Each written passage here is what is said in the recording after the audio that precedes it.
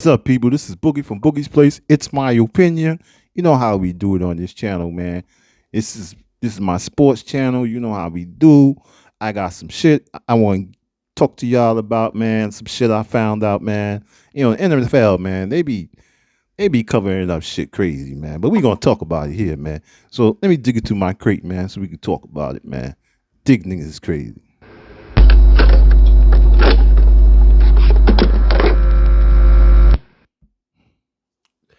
Yes, sir. So this is Boogie from Boogie's Place. It's my opinion. It's my new channel, my sports channel. Where I talk about sports and certain things that's happening in the sports world and give my opinion on certain stuff, man. So today I want to give my opinion on NFL and one player in particular. And it's not really my opinion, this here, man. This is something that I happened to come across. It was on one of the podcasts, and the guy who was telling the story, I'm sorry, I didn't write the guy's name down. I wrote down everything else, but I didn't write his name down. But it's involving Stephon Diggs, and so like I said, man, the NFL be hiding some real creepy shit. So this is how the story goes. So there's a guy. I'm just gonna call him Dude because I don't know his name. So there's a guy who was dealing with Stephon Diggs. Anyway, I don't mean dealing with him. I mean they were doing business together, and they met through a mutual friend. Now the guy, the dude, he's into styling. He's into dressing you up and making you look like something. You know how you have a stylist. That's what they call it. Basically, dressing like Shannon Sharp had that gay guy who was doing his shit. So anyway, he wasn't really Stephon styler, but somebody introduced him to Stephon, and I guess Stephon took a kind of liking to the dude. Now, from what the dude say is, Stephon is kind of one of them clingy guys. He ain't clingy, but he want when he want it. And he took a liking to this guy. And the guy said that every time he turned around, Stephon called him. You want to hang out? You want to go here? But most of the time, they're always like going shopping. And he said he always found himself, like, yeah, get that. Yeah, that look good on you. Yeah. And he did it I think he said he did it for a couple of months. And he's saying, shit, man. Now, Stephon got a brother. Stephon Diggs has a brother. His brother is actually his stylist. So Stephon Diggs has a brother who is actually his stylist. And that is where he makes his money. The brother, he doesn't really do nothing else, and he don't have really too many other clients as far as I know.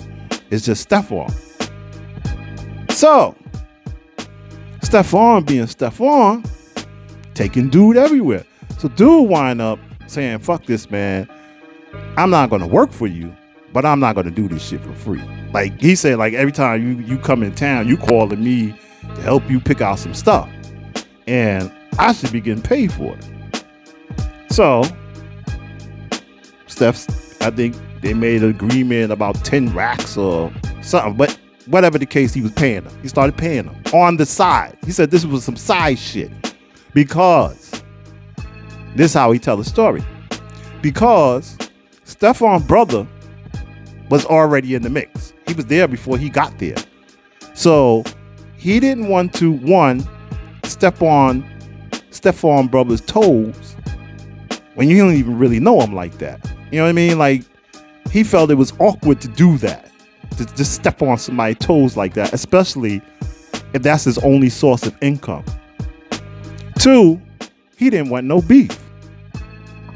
He said, I didn't want no beef. I was good where I was doing, and I didn't want no beef. So he told him no. Stephon asked him, and he told him no, to be a stylist. But he told him no. And he told him why. And he told him after that, he left Stephon alone. He said he left him alone for a while, maybe 2 or 3 months. He says that he would see Stephon passing by, every now and then. He said they would have a lunch every now and then, but most of the time it'd be about business, or it'd be just a straight lunch, catch up shit, and then he'd be on his way.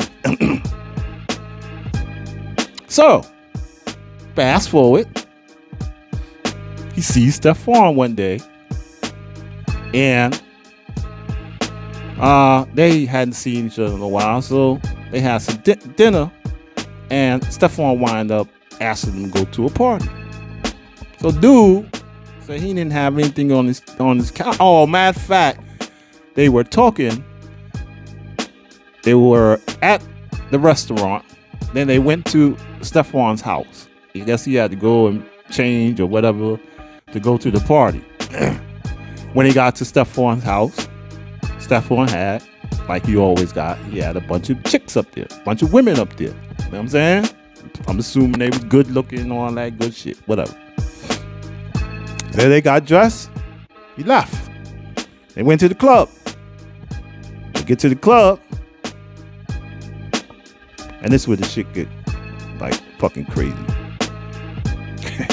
They go to the club and they chilling.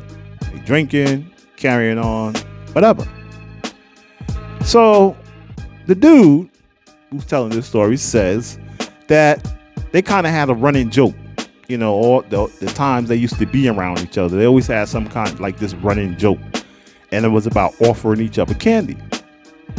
And the gist of the joke was that a lot of times you'll get caught out there because they offer you candy, you take the candy, and it's one of them, like he'll mix like some jokey candy in there, some shit that you put in your mouth, make your mouth turn black or just taste nasty or some shit like that. That kind of candy. So they would fuck with each other with the candy. They would put the stuff in there and then shake it up and then, yo, you want some candy? And then whatever. That was their running joke. He says, they in the party. Get back to the story. They in the party. And Stephon, all night, keep offering this motherfucker candy. All right? The dude in the beginning, nah, man, why you keep offering me candy? Nah, man, I'm good. Well, he says, it gets late in the night. They've been doing a lot of drinking. Mouth kind of tart. So he says, Stephon offered him candy. He said, man, fuck it, man. You get a piece of candy, man. You know what I mean? Fuck it, man. Let me tell you. He think he's regular candy. Take candy, pop it in his mouth. You know what I mean? So, the dude says about 25 minutes later, he started feeling some kind of way. So he started feeling a little horny. So he started feeling a little jittery. Mine ain't right. So he get up, excuse himself. He go to the bathroom. There was water in his face. Shit. Look at the mirror. Eyes big as plates. So me personally, I know if you know what that shit is. I know what it is. So he says eyes big as plates. He feeling horny. That's the ecstasy shit. So he goes back in the he never took he's saying he never took drugs before. So he thinking he just on a some different kind of high. Yeah, he just never took drugs before. So he didn't know how that shit was supposed to make him feel.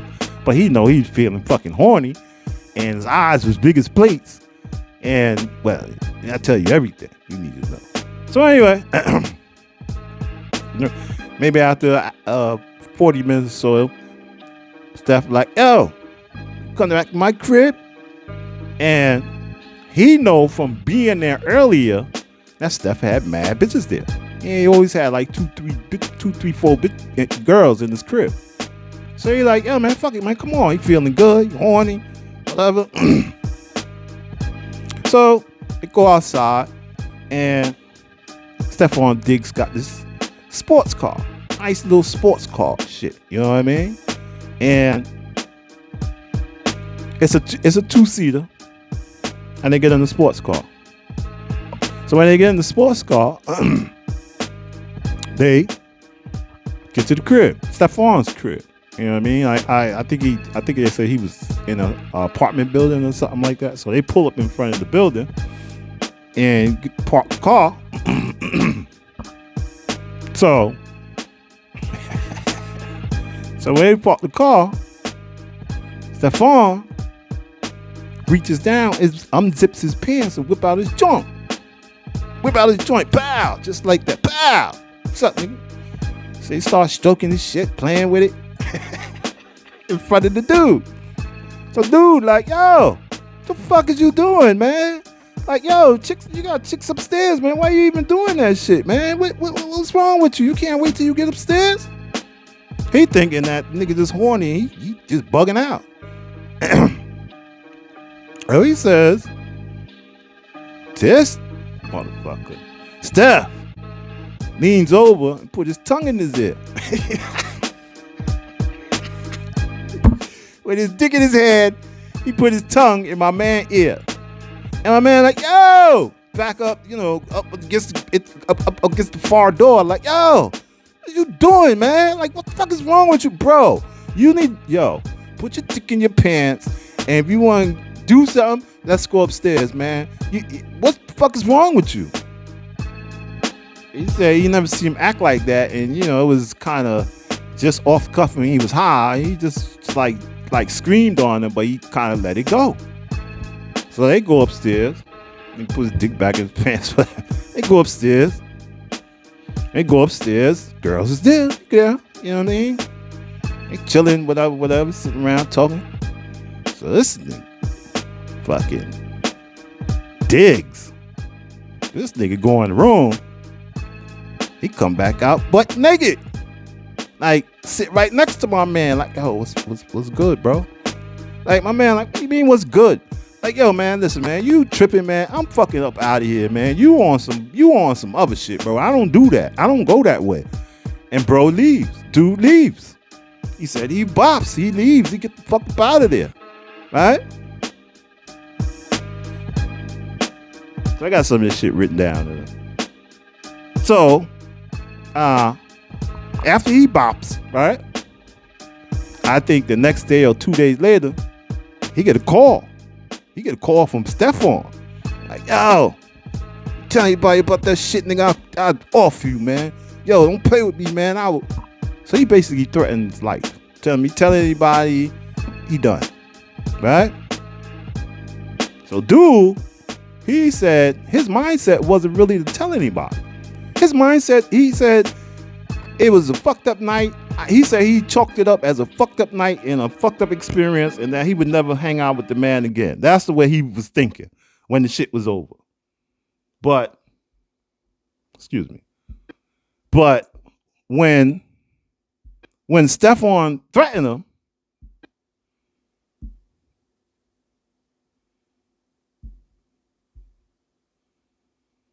this shit acting funny, bro. So when Stephon threatens him, right? Stephon threatens him. He says, "Yo, man." Now he like, you know what I mean? I might have to put this shit in the air. Not only did Stephon threaten him, he sent his goons to go beat the nigga up. They catch the nigga at his hotel room, bang on the door, bust in the room, beat dude up. You know what I mean? Now, there's a point that I didn't skip it, but I'm gonna bring this up now. So in the midst of I did skip it, but in the midst of their initial contact before the party, they were sitting at a table, and Steph was looking at his little chain. Yeah, he said he had a nice little chain with a piece on it, like a cross or something like that. And he said it wasn't a real expensive chain. It wasn't like what football players and shit wear. But he said it was a nice petite chain. And he said it worth a couple of dollars, but not nothing special. Stephon asked him about it. Oh, where you get that from, man? It's nice, man. Word. Get me one, man. He says that Steph is one of them type of people. When he sees something he want it, he gonna get it. Like he's one of those, I want it, I'm gonna get it type shit. So anyway, fast forward. Goons come in and they rob your boy, right? Now your boy says he not only had that chain, but he had a box of jewelry that was, he said they were exclusive. He said the jewelry wasn't like expensive, but with all of them put together, and on top of that, they were all exclusive pieces, like one, like, you know, very rarely made pieces. He just happened to pick them up here and there, but he had it in a box that he carried with him everywhere he went. And he happened to be carrying it with him for whatever reason or another.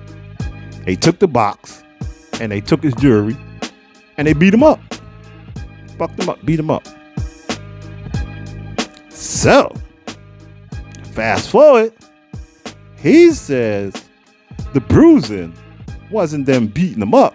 He says he's watching football and he sees Stephon doing an interview with his fucking chain on. Stephon then had his goons rob this dude for the chain that he was looking at, that he told dude that he liked, took the chain from him, or his goons did, and had the nerve to wear it on an interview on national TV. And I think I wrote down text messages. So I'm assuming they text back and forth. I can't remember. I know I just wrote down text messages. But all in all, on the bottom of it, I got case.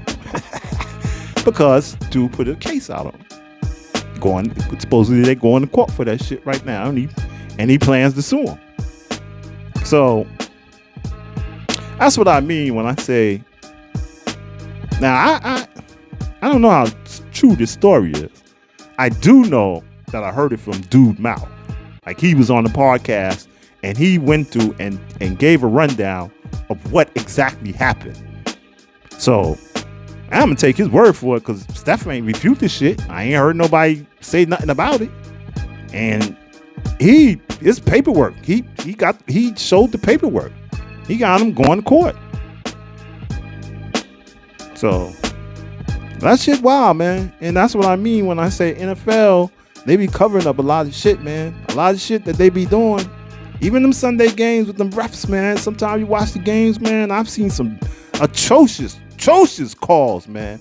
Yeah, you're letting gambling, but that's a whole nother story. I'm not gonna get into that. That's a whole different bag of worms right there, the gambling thing. So I'm just gonna say this, man.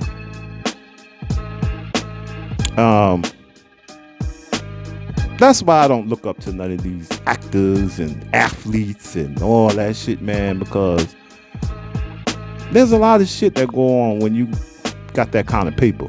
When you got that kind of paper, most athletes, they live their life. You know, they make their paper, they go and enjoy themselves. And you got some that's into some weird shit. You know what I mean? So, anyway, this is Boogie. And I hope you liked the video, man. And actually, you got to look it up, man. Just look up, I don't know what you look up. Stephon, I don't know how you would look that up. I don't know how you would look that up. But you'll find a way. Just look it up. It's there on YouTube, man. It was some kind of podcast or something that I watched. And I'm sorry I didn't get the dude's name. But I'm pretty sure you really inquisitive. You'll find a way to pull it up. Stephon gets accused of SA. Yeah, pull that out.